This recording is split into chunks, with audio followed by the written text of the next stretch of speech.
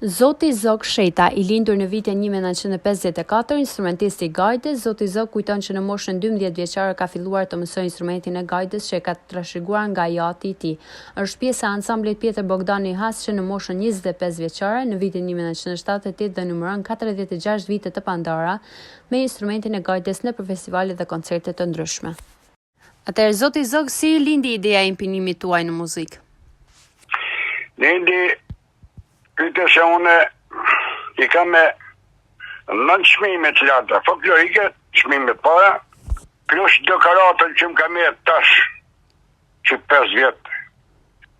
E mban Algan Haklaj. Tash une kam 4 çmime në Shqipëri, çmime para, e 4 çmime në Kosovë, e një në Mazi. Cilat janë disa nga aktivitetet që keni marrë pjesë gjatë karrierës tuaj?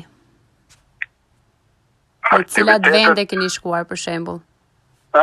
Në cilat vende keni shkuar për shembull, në cilat koncerte keni marrë pjesë? Unë kam në Malzi, jem kanë në Kosovë, Pazaren, në Klim, Kosovës, Baramsor, Tiran, Gjirokastër,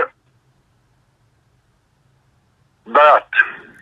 Në rregull, cili është mesazhi juaj për të rinjtë rreth traditave dhe kulturës së Hasit? Unë e kam shumë vjet në folklorik në Has, por traditat e Hasit që shërshasi, unë jam moti që i shoh to, vale, vajza borësh, ose këngëtarë tjerë, i shoh që po e nërshojnë nga motivi që duhet mu shpalos. Ko vene që duhet mu shpalos, për shembull,